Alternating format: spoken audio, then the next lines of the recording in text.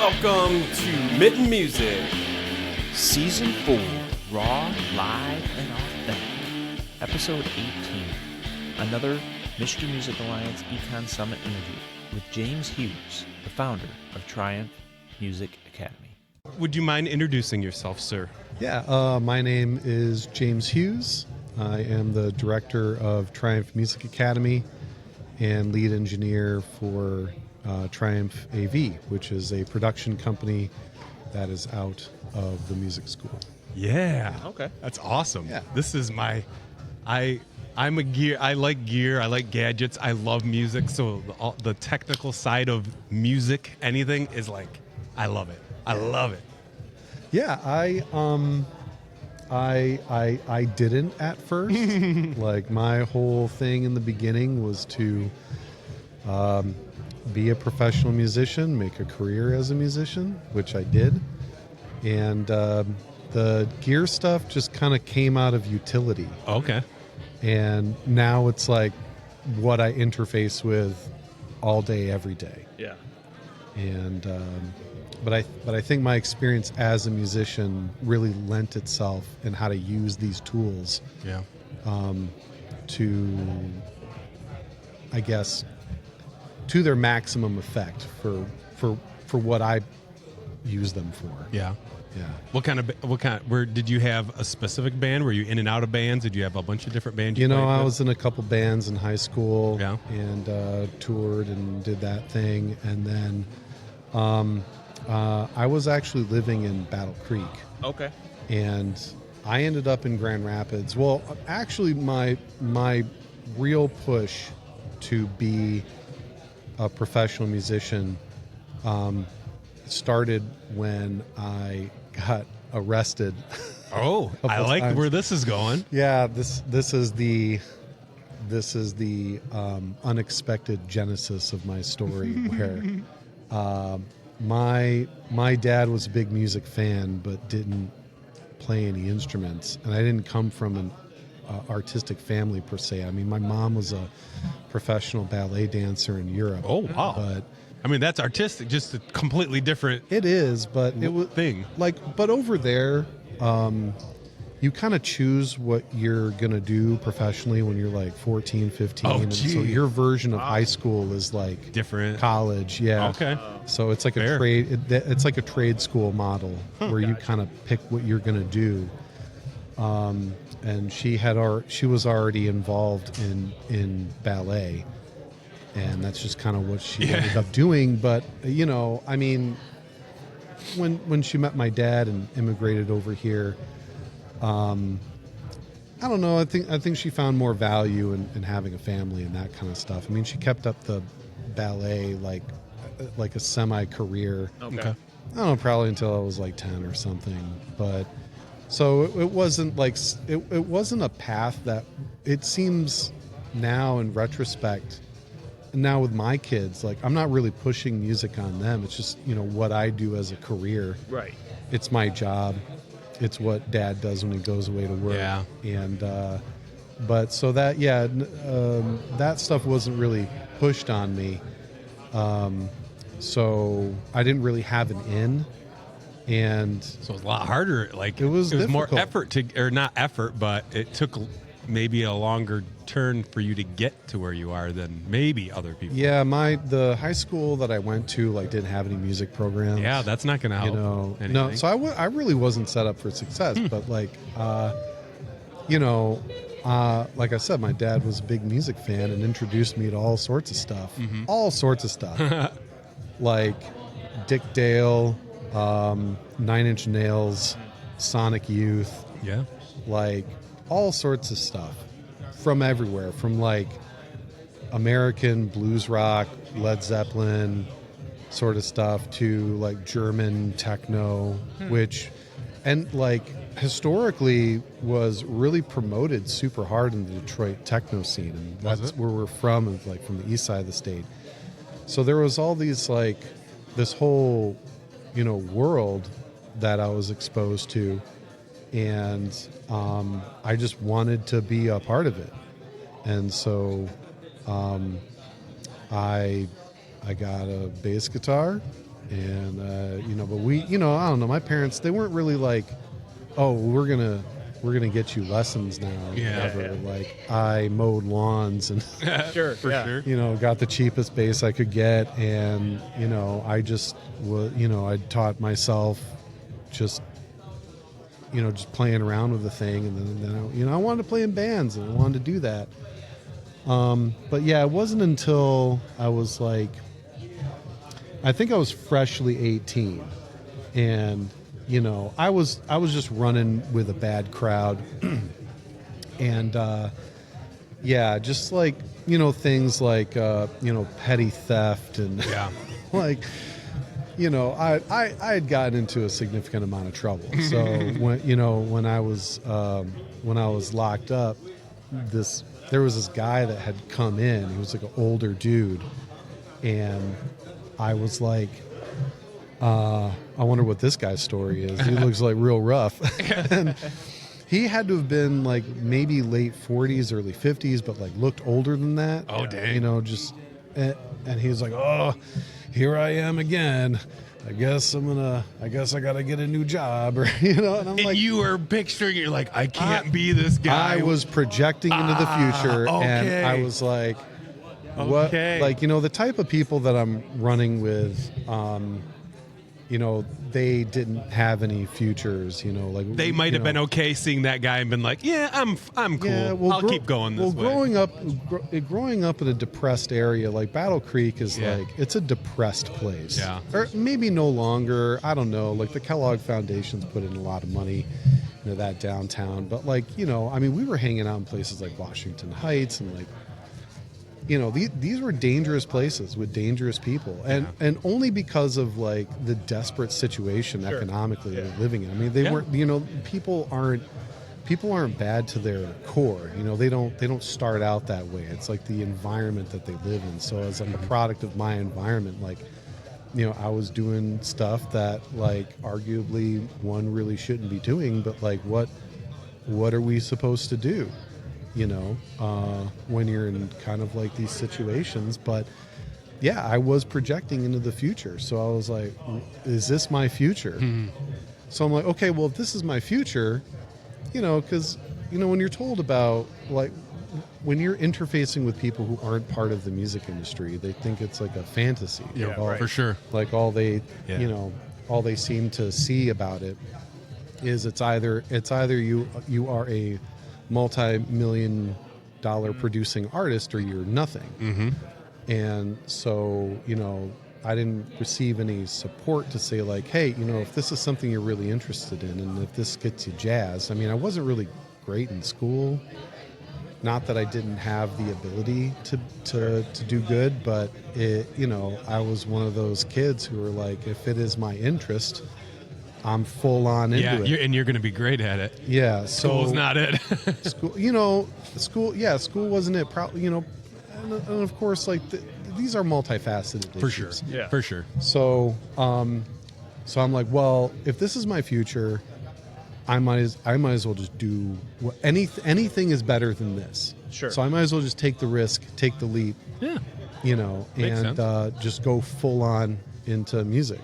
And so a friend of mine who I was doing some bedroom project studio work with, shout out to James Kennedy, he kind of convinced me to move to Grand Rapids. And we were we like in the bands I was playing with, we had played places like the Liquid Room, the Old Intersection.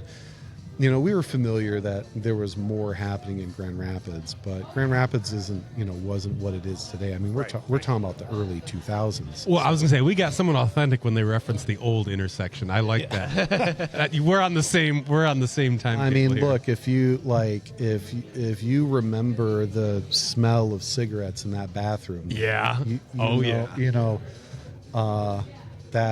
that's like.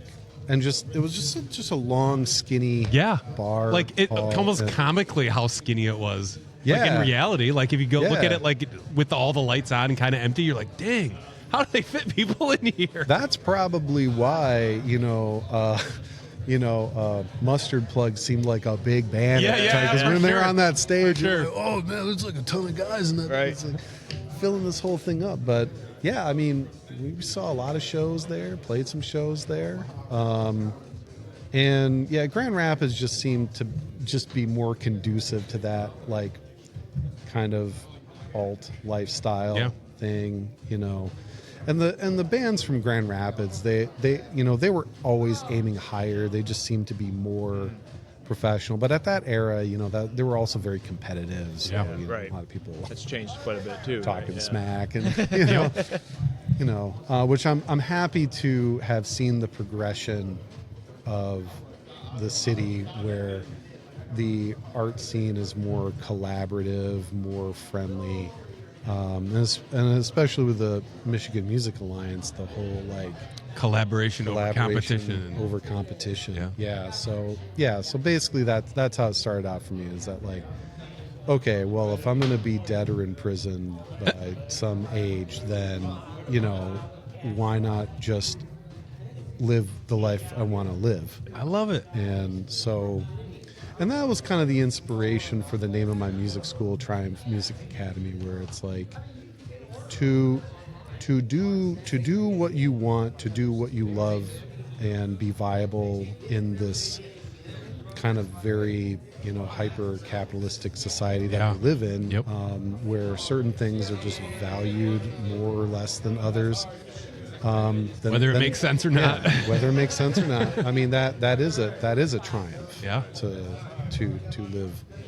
live how you want to live, or accomplish the goals that you want, or anything that's like self-directed, that you'll do it no matter what. So how long ago did you start Triumph? That was in 2011, so we're looking at 14 years. Yeah, you got legit. So how did that start then? How did you move from? I mean, I know you still play music, but setting down the bass and starting this. Well, yeah, I didn't really set down the bass. There was a music store in Battle Creek. There was one music store, and it was called Caladine's. There was a classical guitarist that ended up teaching lessons there. His name is Dan Mervac, and I think he was living in Kalamazoo, and he was just trying to drum up business in the kind of various towns around Kalamazoo. And so I met Dan there, and I was like, "What's your deal?" And he's like, "I'm a classical guitarist." And I'm like, "What, like Led Zeppelin? Like classic rock?" Or, I'm familiar with the Byrds. This is awesome. Yeah, I was not exposed. Yeah, for to sure. That. I was like a You didn't East have Side that. kid. Exactly. MC5, The Stooges, Sure. Motown, like. And he had like long fingernails on one hand, played this odd acoustic guitar, and I was just I'm just like a naturally curious person, so I just want to know, what is this all about? And so he like played me a piece. I don't even remember what it was, and I was like, "This is awesome!" You were blown away. I would say he blew my mind, and I was like, I want to do that, because in my mind at the time, I was playing, I had played in a band, and then that band fizzled, and I was in a headspace where I didn't want to rely on other people to write music. So I was like, well, instead of being in a band, I should learn how to play a polyphonic instrument like a guitar or a piano or something, because again, I wasn't really exposed to like Charles Mingus or Jaco Pastorius, like some of these like great bass players who were also band leaders and composers and songwriters.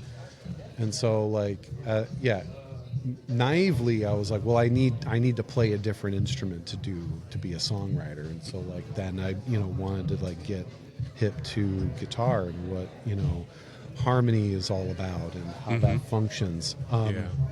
So I took some lessons with him, and like I said, my buddy James Kennedy was like, you should move to Grand Rapids, and I was like, well, what am I going to do there?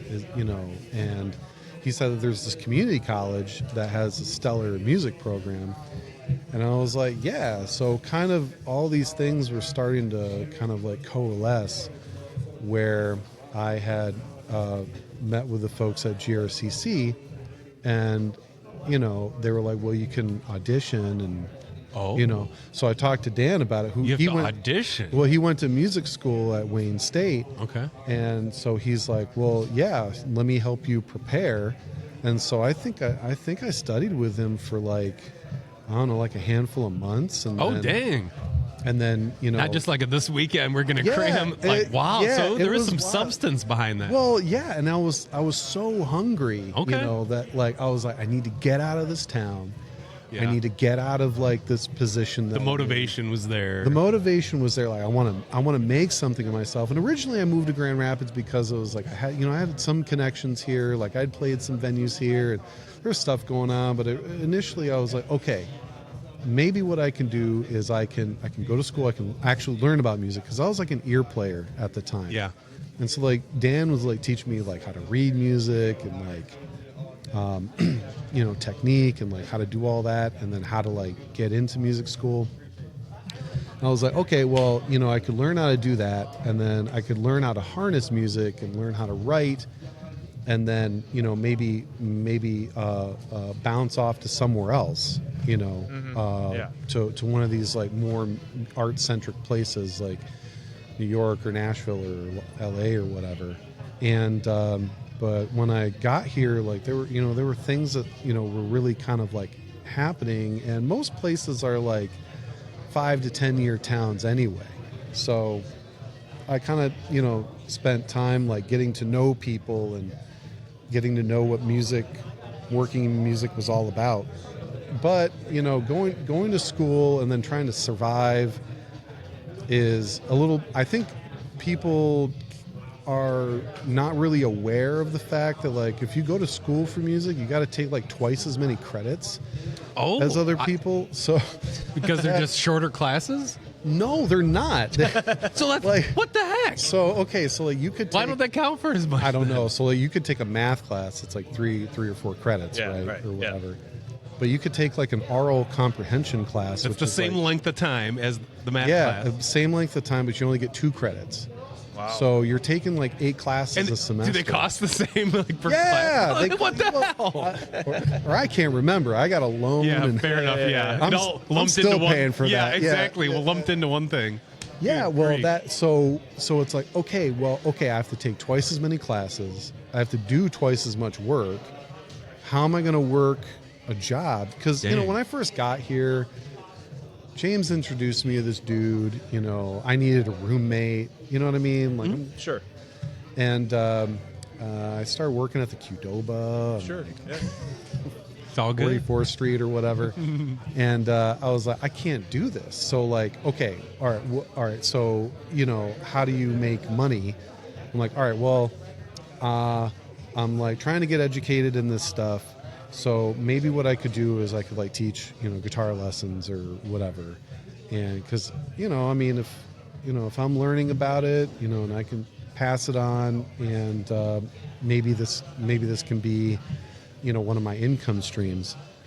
And honestly, like in retrospect, I'm like, oh, that's also super naive, because like, I was like really just getting started, but I kind of figured I'm always going to be, I guess, one step ahead. Well, I mean, complete beginner. And if as long as that lends itself to whoever you're teaching. I mean, if you're teaching in a beginner, they might not have a frame of reference to go, and as long as you're those steps ahead of them, it'll work out. So I mean, that's how I got myself through schools. Wow, I'd teach pretty lessons. Impressive. I mean, but I still had to take out loans. I still had to pay rent. Fair. So I'd teach lessons and play gigs, and that was kind of the era where like I kind of transitioned more as a backing musician. Sure. So I would back up other artists. It was a low commitment thing. It was like, hey, you could pick and choose. Yeah, and I didn't have the bandwidth at the time to be like, okay, I'm going to wear the 17 hats to like be an art. Like, I just wanted to spend all that time like absorbing as much as I could, as many genres as I could, like just being cool. That's cool. just being a like a Swiss Army knife, and. because I'm like, okay, well, if I want to, I don't know, I just had this mentality at the time. I was like, okay, the more I can learn, the more I can eventually put into my own projects, like the more tools and more ways to like really develop my understanding of this language. And if I could have like control of this language, then I can write and play whatever I want, right? But so it ended up becoming like this obsession of like, because in school, like you have to analyze scores and like do that kind of stuff. And like, I really wanted to know how music ticked. So I think that's kind of part of what became the technician aspect of my personality, like developing and being applied to this, because I just wanted to know like this thing that like just at times like there's music that we've all listened to that just completely leaves us arrested and like totally changes our perspective, or like gives us things that nothing else gives us, and being that an art form that's kind of not the most tangible thing. I mean, it's not like a painting that you can look at it, or the way that sound affects the human brain is massive. And I actually do you know like one of, I think either Prince's, somebody who worked with Prince, who was his recording engineer, this, I can't remember her name, but like there's a couple different female names that I know were associated with that Prince. were kind of like that throughout the years, and I can't name it. I'm a Prince fan, but I couldn't tell. I think she went to school for like psychology or neuroscience or something, and like wrote this whole book on like how music affects the brain, which is crazy. I would read that book. It's awesome. I'm so sorry that I'll figure it out. I'll figure it out. Those at home, Google it. Yes, we find this book. We'll get it. But I wanted to know how music functioned, and I wanted to be able to like stock my toolbox. I love that, dude. Well, I mean, you look at all of the inspirational artists. If you take their material and you analyze it, you start like seeing through lines of things, like what makes you, what's something that sounds nostalgic, or what's something that sounds sad, or like I was like very obsessed with understanding like how music worked. So that led me into, that kind of influenced my teaching, where like I wanted to like help other people understand how music worked.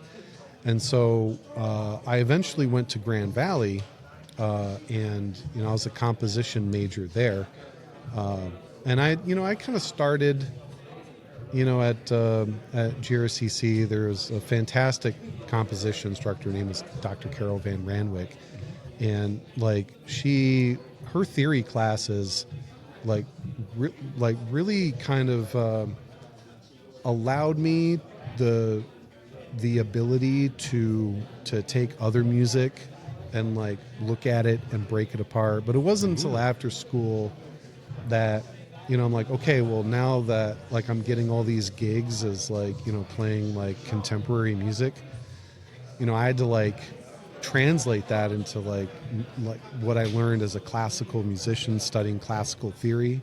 And that's where I discovered that I was like, oh, well, there's different languages. Like well, it's all part of the same language, but there's different dialects. Yeah. So like each genre is like kind of like a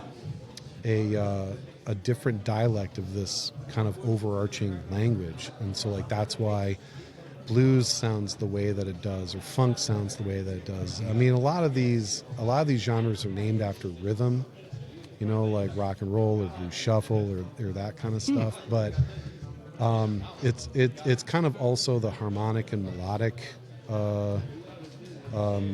pieces that contribute to that. And so like that was like kind of like my main thing for years. So when it was time to like figure out, okay, like what am I going to do now? There was a series of events that kind of led to me establishing this school, because I was like, okay, well, I guess I really enjoy teaching, and I like doing that.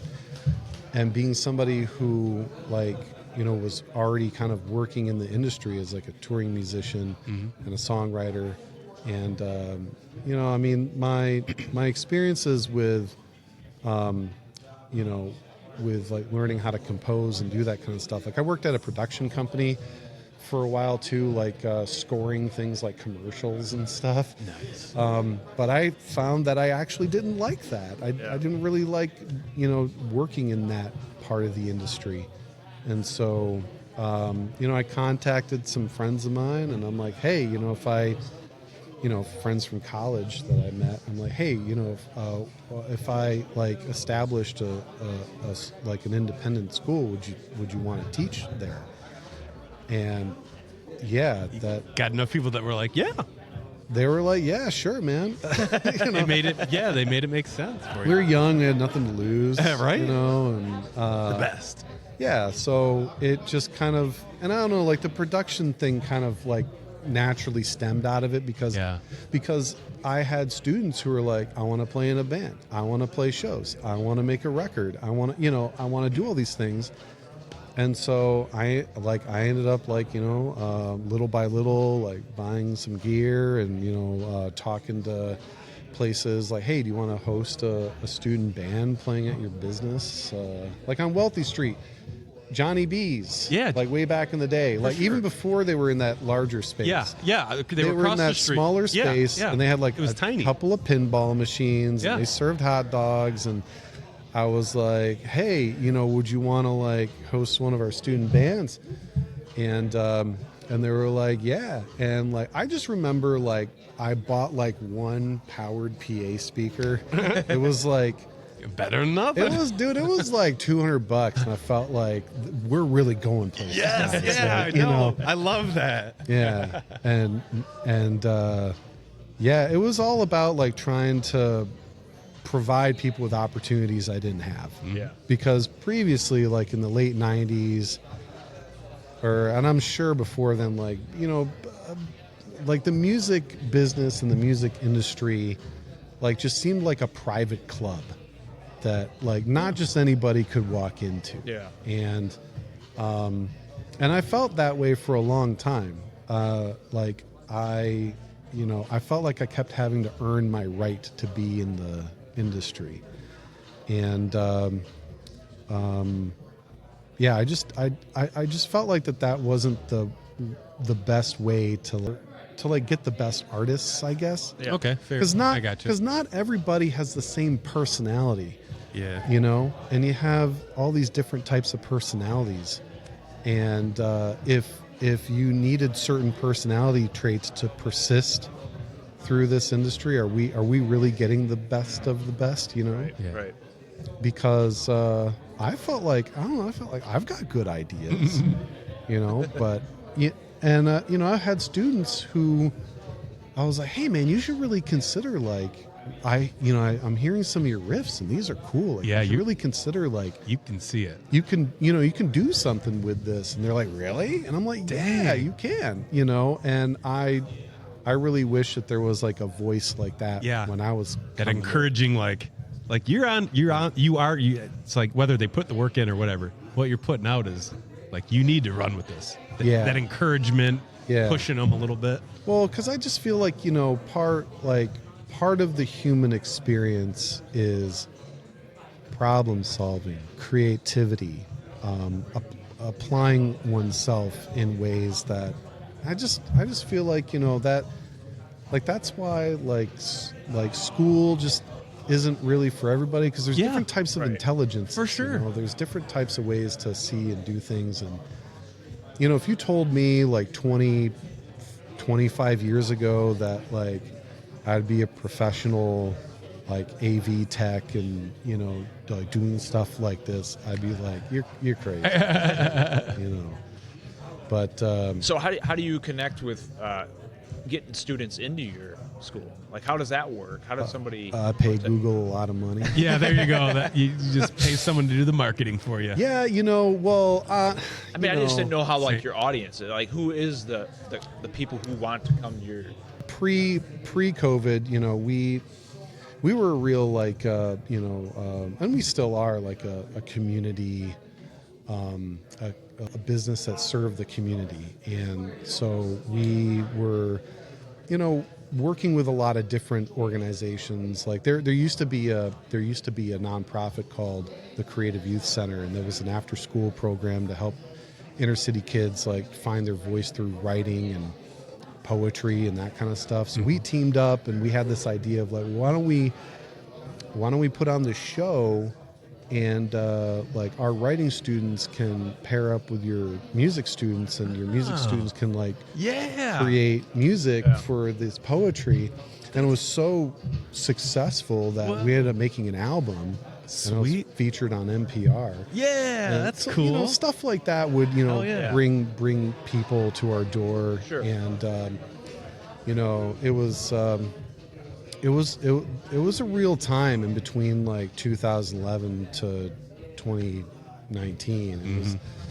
It was awesome. I mean, we'd throw shows and do a bunch of stuff, but yeah, post COVID, like now, you know, this thing has evolved in a way. Like I dived really heavy into production and live streaming and like that kind of stuff during COVID.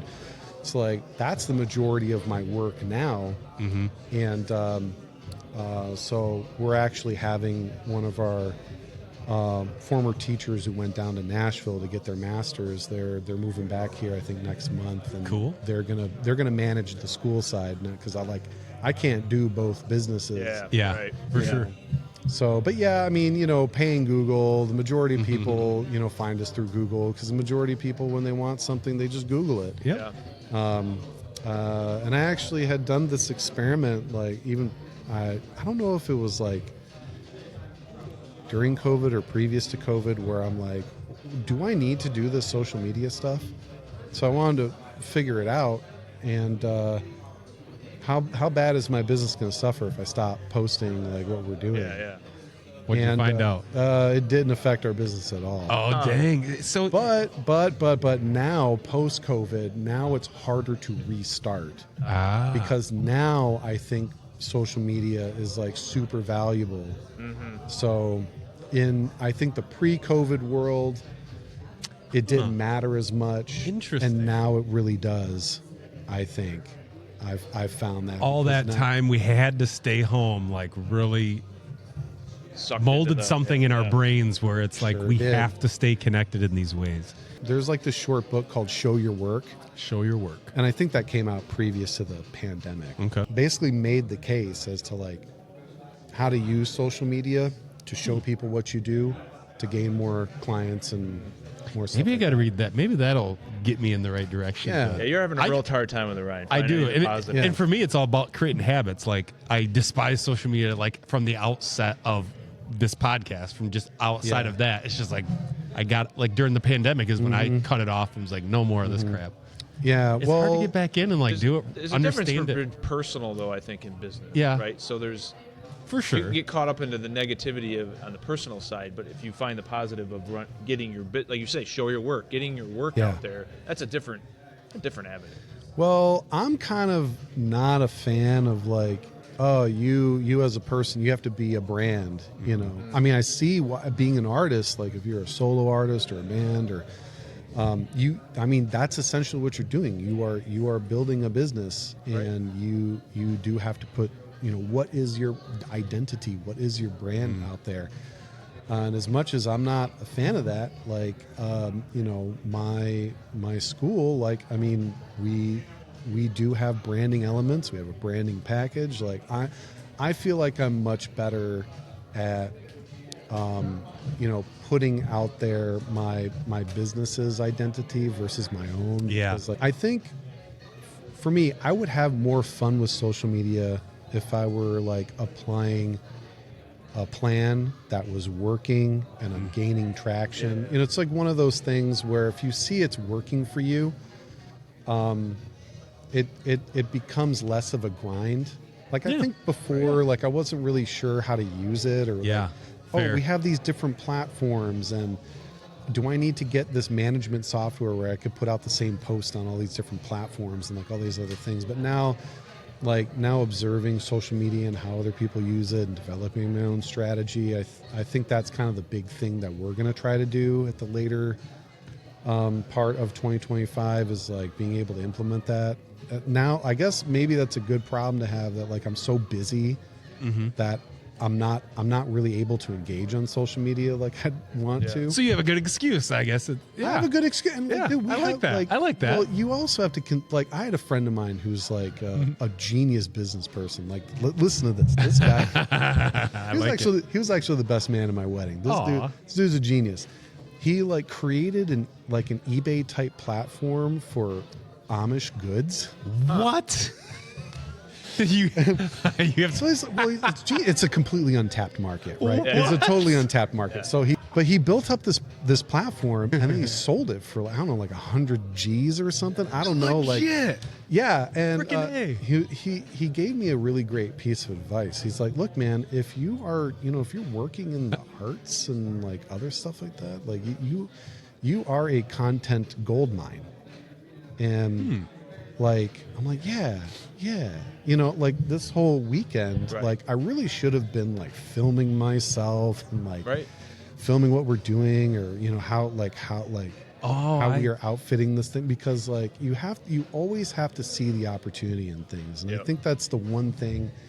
I know a lot of us artist types are like anti-business people or whatever, for sure. But it is the strange bedfellow that you have to make peace with, and understand that, like, look, from that world, there's two things. Like, you don't have a problem; it's a challenge, or it's like you have to think about challenges and opportunities. And I think that if you are a self-employed person or an artist or something like that, that's how you have to think. And I'm not saying that's the only binary, but challenges and opportunities are really the way, besides networking, that you can go places. So, I saw an opportunity for certain things, and, jumping on those opportunities, like, really helped me build a career. Yeah. So, you have to look at social media as an opportunity, as many terrible things that have, that you could arguably say have come out of it. Yeah. Like, there is still an opportunity to be a positive influence within that space. And I guess that's something you could say about any space. Like, am I going to be a positive or negative influence in this space? Yeah. So I like it. That's sweet. Words of wisdom From James. from Dang. me, Yeah. Well, thanks, James. This was awesome. That was a great conversation. I felt like I learned a lot just in the last half hour. Yeah. Dang, that was awesome. I love it. I mean, I like learning things, so it's good. I feel like I'm so eager to learn things. If I go a day without hearing something new, it's just like, man, what a drag this day was. So this whole day's been awesome. Well, being like, I think the best thing you can be is like curious. Yeah, for sure. I agree. As long as you're curious, you can always draw from that well. Yeah.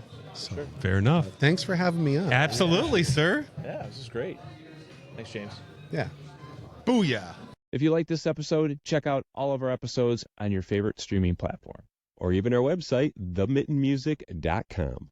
or if you want short clips of our episodes, check out our socials. We got Facebook, We have Instagram we got TikTok. and YouTube. We're all over the social media game. Make sure to check out some live Michigan music or listening on your favorite streaming platform.